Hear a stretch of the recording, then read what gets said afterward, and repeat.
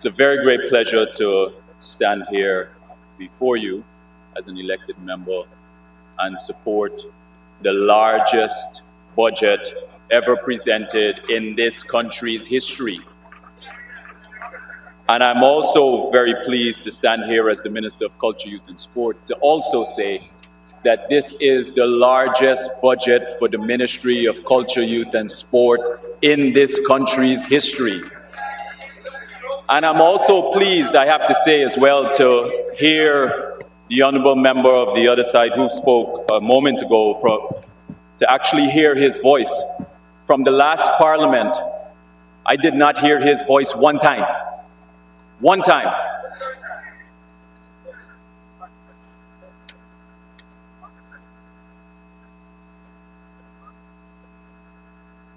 Mr. Speaker, I have listened to members from the APNU AFC who are attempting to criticize this budget and the People's Progressive Party government. And I ask myself, who are these people who have proven that they cannot even run a pig pen and now claim that they can be a better government? And I've said to the honorable member of the other side, don't get personal with me. I've said that to all of them, don't get personal with me. All know the pigs from the sled fund can't be found. All know. Where is the piggy, Figgy? Where is the piggy?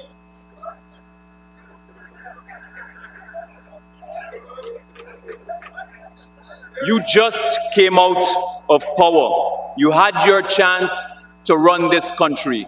You spent $1.4 trillion of taxpayers' money. When you came, you found Guyana in 2015 with $10 billion in surplus in the central bank. You left it with $92 billion in overdraft. You found $20 billion of gold reserves. It is now decreased to $500 million. The current account deficit is now $1.8 billion when you left office.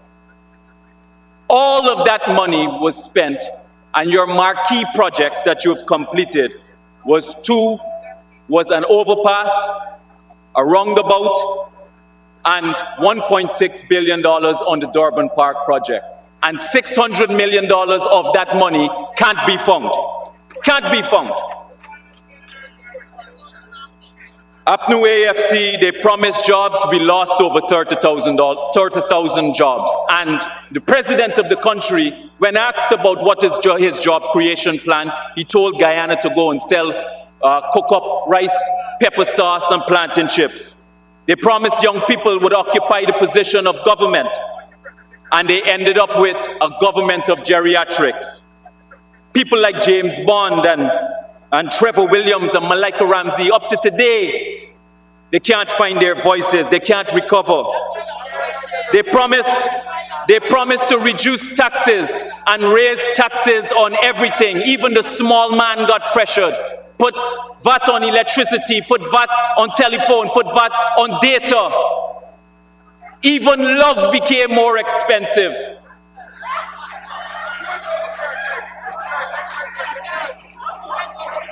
You can't even get more love in the country.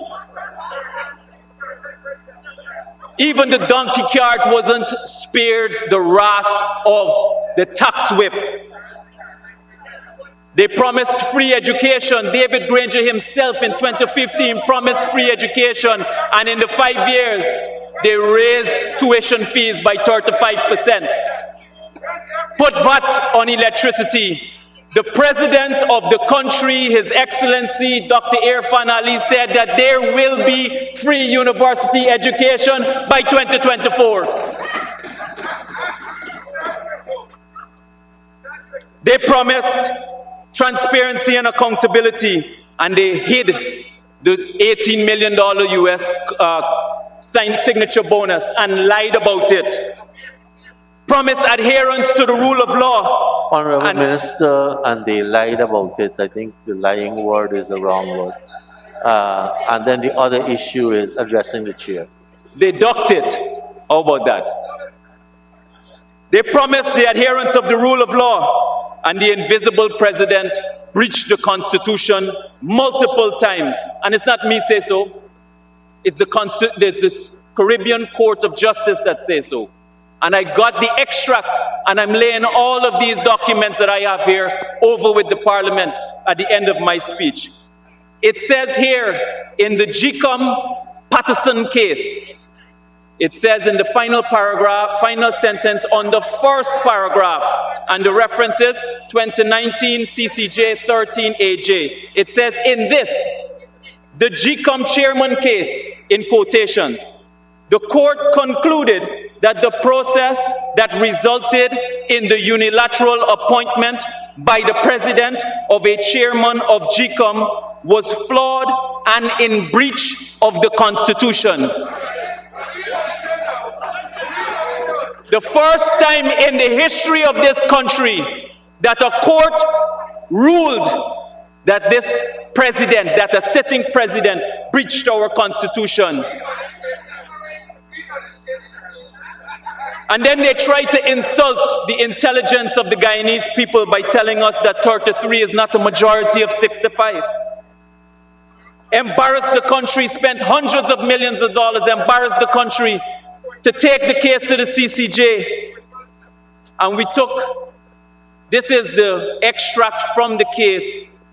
It says here at the caption, what is the majority necessary for the passage of a no confidence motion? The sentence says, one does not have to study law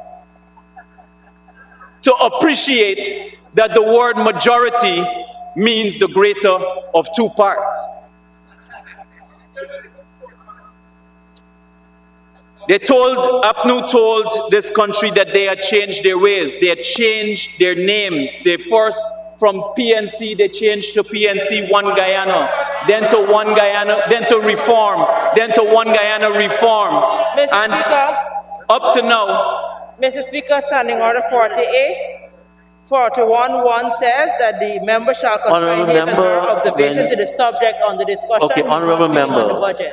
you stand on a point of order and you wait to be acknowledged. You don't Sorry, be sir. like a Sorry. runaway train, Sorry, sir. My right? apologies. So you're standing on 41. What is the point of order? 41.1, a member shall What? confine his or her observations to the subject under discussion. I don't think that is what the honourable member is speaking about. Honorable member, I don't uphold that as a point of order. We will have to do some more lessons. Honorable Minister, please continue. apparently she wasn't listening when you ruled on that already, Mr. Speaker. They told this country that the APNU had changed their ways, changed their clothes, that they don't want to rig the elections, and they tried to rig the elections in front of the entire world and took 5 months to give up power. Recorded in the Guinness Book of World Record, gave Guyana the ignoble embarrassment of being recorded in the Guinness Book of World Record for 5 months to refuse to give up power. And David Granger, I have to say, knew that he was planning to rig the election when he started with the appointment of Patterson, Justice Patterson. And read the speech that he made, which is recorded in the Demerara Waves on the 5th of November 2017, the title, Regaining and Retaining Power, Big Questions for the PNCR. It says here, and I quote, this is what he said at the address at the 5th biannual conference of the PNCR's North American region in Atlanta, Georgia. I quote, whatever you will choose to discuss today and the weeks and months to come, I think that there are several questions that you have to ask yourselves as you look to the future. You have to ask yourself, how did the PNC gain office in 1964? Ask yourself, how did the PNC remain in office? And what did you do during that period? Ask yourself, how the PNC gained power in 2015? And ask yourself, how the PNC retained power after 2020? I'm placing all of this here before this Parliament because there must be a record kept by this honorable House. And imagine that you were the leader of a country and you saw all of that shenanigans going on and all the discord and disquiet happening in this country at the Ashman's building. When I was there, I was present. I saw when they shut down the building, removed the locks from the doors. And all of that happened, and David Granger did not have a care in the world to go to find out what occurred. And on June 14th, 3 months later, when he was doing an interview the day after the CARICOM report was concluded and submitted and presented to this public, he did an interview right in State House where he was asked the question, has he ever seen the statements of polls? 3 months later, the president of the country who realizes that there is problems in relation to what is the actual tabulation and calculation of the statements of polls. And he said 3 months later that he hasn't seen the statements of polls. All he saw was a spreadsheet, and he believed that that spreadsheet was the accurate one. Well, let me tell the honorable member, Ms. Joretta Finance, because you brought an issue about our constitutionality and why it is that we are in power. Well, I brought the report from CARICOM, and let me advise what it says, some of the things of what it says, because this is in its executive. Mr. Speaker. Honorable member, please. Go ahead. Thank you, sir. Just for clarity's sake, if you can help me here. I remember you said that matters that are sub judice should not be spoken about. As far as I know, we have 2 petitions that are actually in the court and should not be spoken about in the Parliament. This is a public report. It's not. The contention is not based on the report. I'm reading a public report. Thank you, Honorable Minister. Honorable Minister, remember, as you promised, to lodge all those All of documents. these I'm lodging, all of these. It says from the outset, the team wishes to acknowledge that the exercise that we observed was not, in fact, a recount. It was an audit of the votes cast on March 2nd, and from the start it was conceived as an audit, notwithstanding the statement on the national recount. A recount of votes means exactly that, a counting of the ballots. In this case, the so-called recount extended to issues normally reserved for the audit of ballots cast. The team did not witness anything which would render the recount and by extension the casting of the ballot on March 2nd so grievously deficient procedurally or technically, or sufficiently deficient to have thwarted the will of the people and consequently preventing the election results and its declaration by GCOM and reflecting the will of the voters. The actual count of the vote was indeed transparent.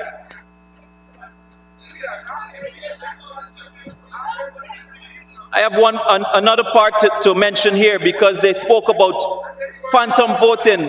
The numerous requests for information on serial numbers were so bizarre that on one observed occasion, an APNU AFC agent was prepared to query serial numbers on the OLE in a workstation where no one had voted.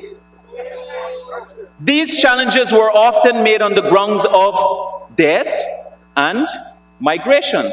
Presumably, therefore, the contention is that the March 2nd polls, the phenomenon of ghost voting occurred, as well as the voter impersonation and other forms of voter fraud.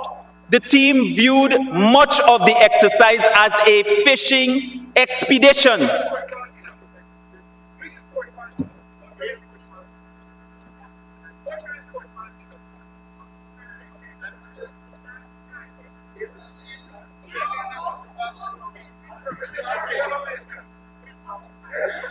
In their conclusions, this is what they said: the team categorically rejects the concerted public efforts to discredit the 2020 polls up to the disastrous Region 4 tabulation. Despite our concerns, nothing we witnessed warrants a challenge to the inescapable conclusion that the recount results are acceptable and should constitute the basis of a declaration of the results of the March 2nd, 2020 elections. This is the report.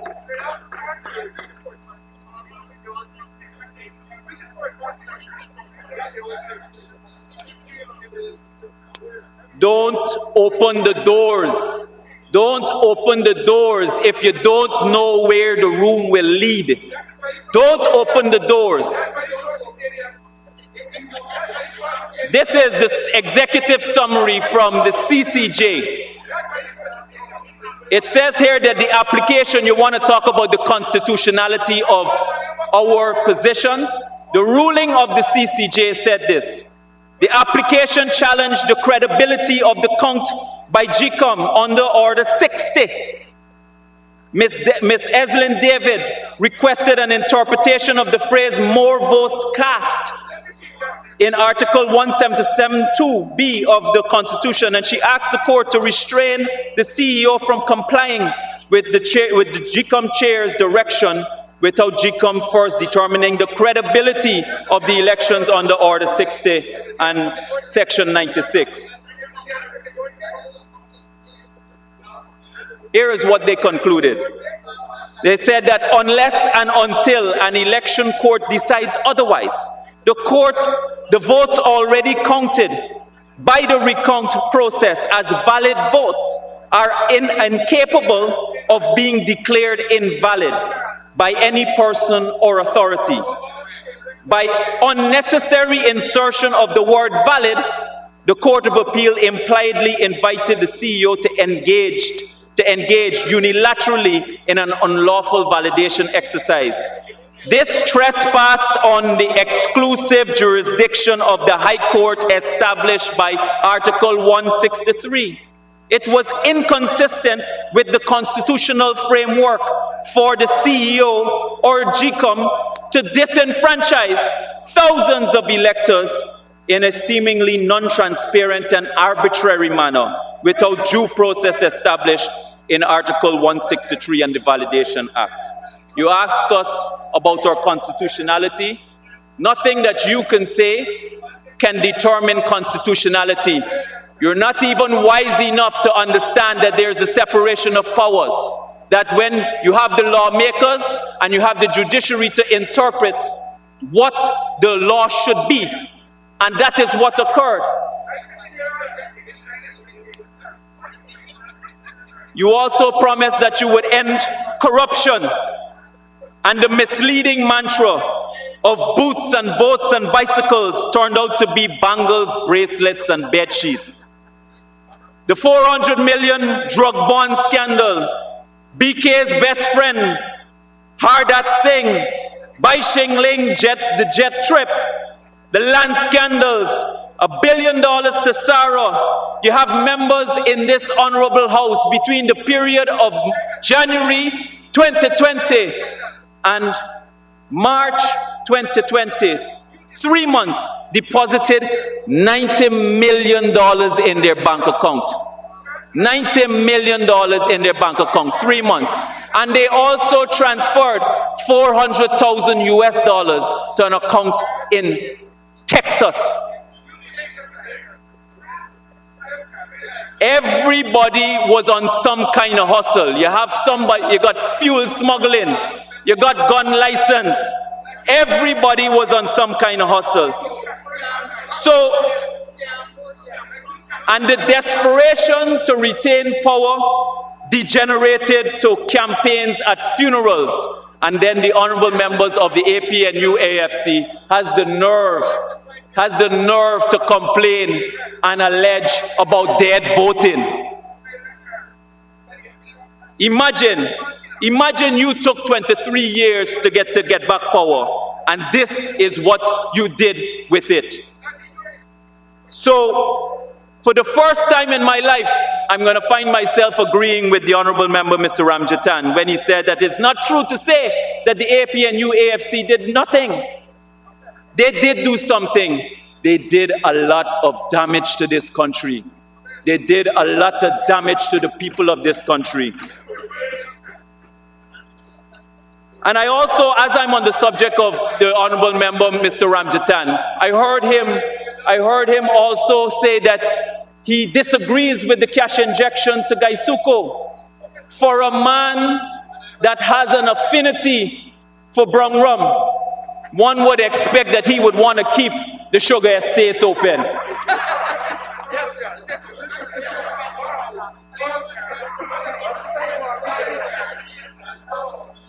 So you had your 5 years. Mr. Speaker. You had your 5 years. Now let the real people Mr. Speaker. run its government. Mr. Speaker, my apologies. The honorable member, Mr. Kemraj. The honorable member Kemraj Ramjatan is trying to get your attention, sir. Honorable member, Mr. Ramjatan, you want to get my attention? Nothing unparliamentary about brown rum. And the innuendo is quite clear. Ramjatan is involved with brown rum. Thank you, honorable What is member. that? I mean, Honorable Minister, you may continue. When the heart fit, right? When the heart fit, you just draw the string. That's all people say. You just had your 5 years. This is a new government. We've come into office. Let us run our program and let the people of the country be the judge of our records as they were the judge of your records. Go and ask. Already there's strong signs that there's economic recovery. Go and ask the retailers in this country what Christmas was like, and they will tell you that even in a pandemic, this was the best Christmas that they have had in the last 5 years. Money was on the road. Money was on the road. And the honorable member, Mr. Patterson, Mr. Bangles, he said on an interview that this was going to be a very dark Christmas. That is what he said. Turned out to be untrue. And get comfortable, because it will be 30 years before you smell power again. And mark my words on this. We in the People's Progressive Party, we don't gaff. And in politics, this is not a gaffing game. And let me place on record right now, we told you in 2015 that we were coming back for power. And we did so when you controlled the public service, the government, the executive, the police, the army. We did all of that and took power from you. And I'm going to place on record now that we're coming for 3 more seats. And if you continue to behave this way, we're coming for 5. I'm placing it on record now. This is a budget debate. It's supposed to be the examination of a macroeconomic health of the country, and the debate proposed so far by the government for the fiscal year. What is interesting, however, that their economic czar, the man who lost them the election, is still Winston Jordan, the man who thought that the signature bonus was a gift, the man who went into South and said that he used to see John B. when he was a little boy. He said, what we instead had is incoherent and contradictory arguments coming from the other side. One set is saying that the AP and these are AP and new AFC projects, but in the same breath, they said that they don't want to support the budget. One set saying that we should do more for COVID, another set saying that we're borrowing too much. If it is in COVID, where are you getting the money to do more for COVID people who are affected by COVID? No financial and economic analysis. All we had from the AP and UAFC and their obedient, what we have had from the APNU and their obedient lackey is the AFC is an attempt at race baiting, rhetoric, which further seals their fate as a group of people who will become extinct like the dodo bird, which they emulate. But despite this inevitable self-destruction, the parliament is a place where there's a record that is kept. There's a Hansard. And in relation, and we're obligated to respond. They said, I want to place on record, as we have done many, many times already, public servants will get a bonus this year. And it is almost never the case that a bonus is announced during the budget speech. Never. And the claim that we're attacking the public service and by extension Afro-Guyanese, assuming that the vast majority of public servants are Afro-Guyanese, is in and of itself requires further elucidation. And history has a way of providing clarity. What I have here is a photocopy of particular sections of the 1992 budget presented by none other than Carl Greenidge. Carl Greenidge presented this budget on the 30th of March, 1992. And in this table at the last, at page 92, page 93, there's a section in the table which does employment and labor. In 1985, the public service had 28,686 persons. By 1991, it went down to 18,361. The PNC fired 10,000 public servants. 10,000 public servants. And it didn't finish there. The PNC, after they nationalized Denver in 1971, they fired the same. When you go by Spikeland, when you go and see that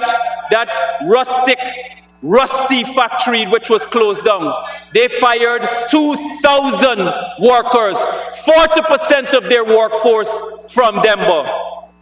And then you have to then come and lecture us about your love for public servants.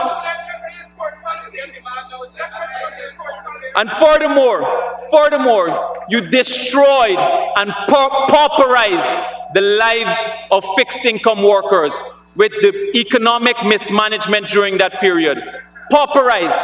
When the exchange rate moved from 4 to 1 to 124 to 1, in just 6 years, you destroyed their purchasing powers, pauperized public servants in this country. And the fact is that your argument is self-defeating, because if the PPP inherited a public service where Afro-Guyanese dominated the public service in 1992, and when we left in 2015, it was still dominated by Afro-Guyanese, it means that the Afro-Guyanese weren't targeted in the 23 years that we were in office. So there is no question about our position on this. No one will be expected to be targeted by us, excepting the people who would have done financial crimes, who are holding offices, public offices. They have to be held to account.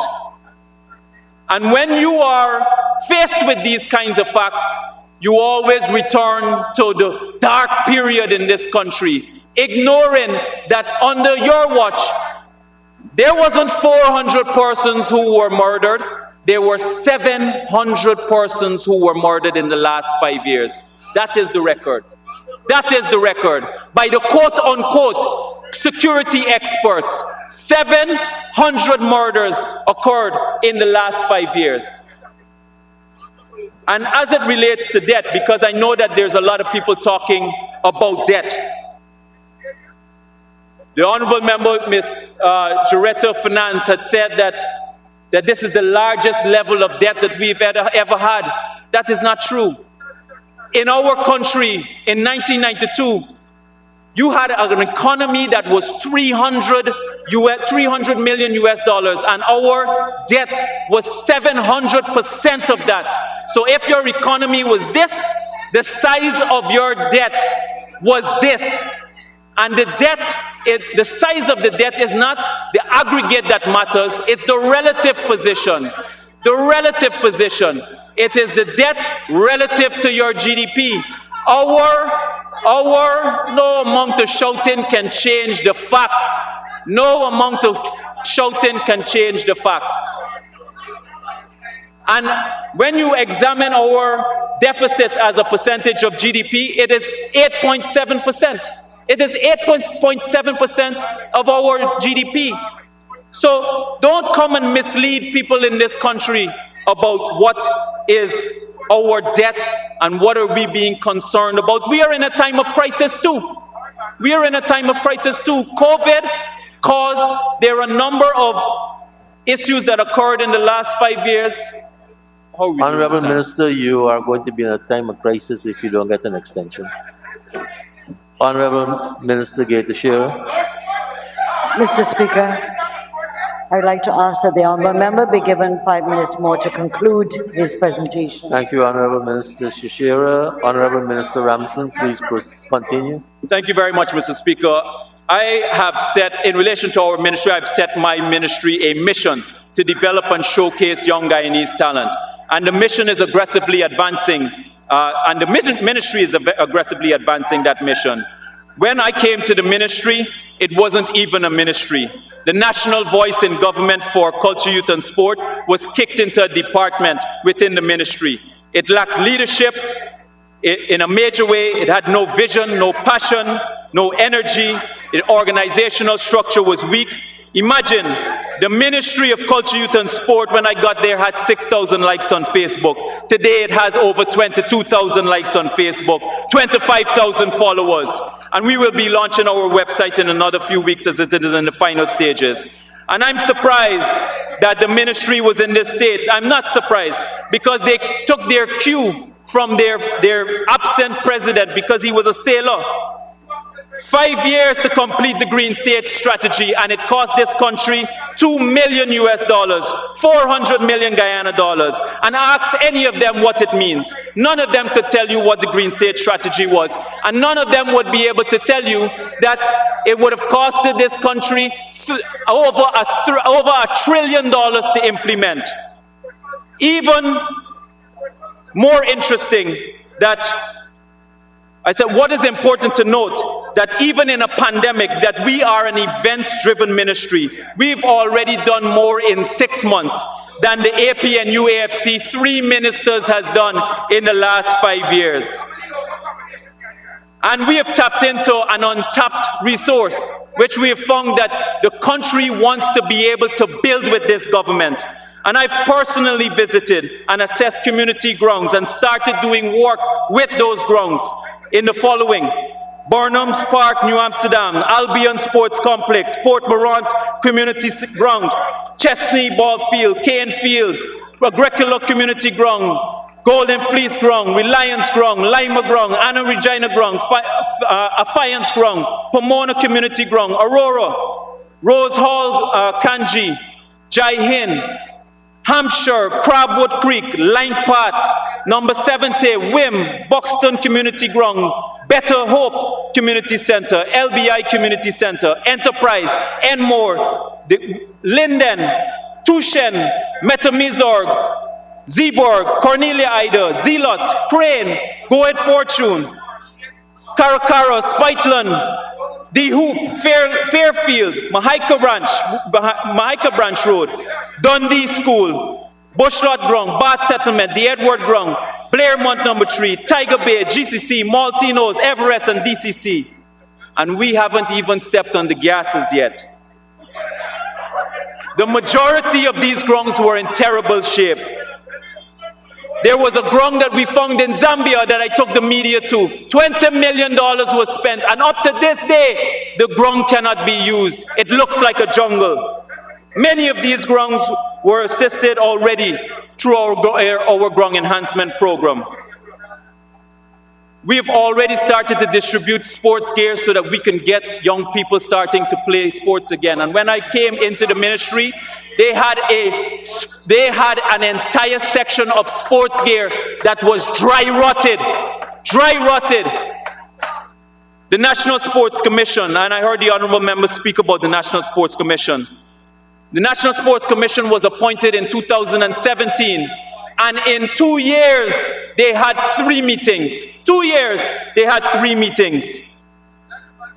They never laid in this parliament, they never had audited statements, they never laid in this parliament, as they're required to do by the act, those statements.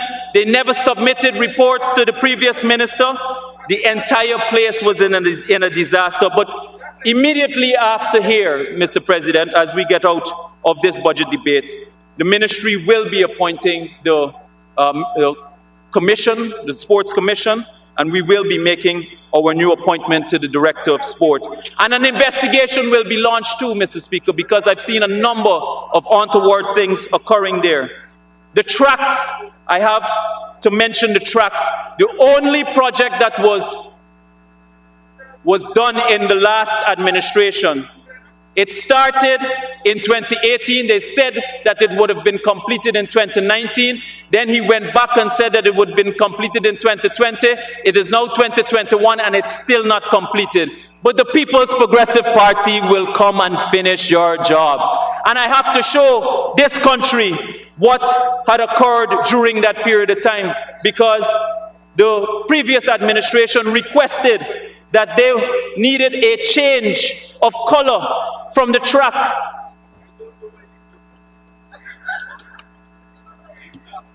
Honorable Minister, you will have to conclude.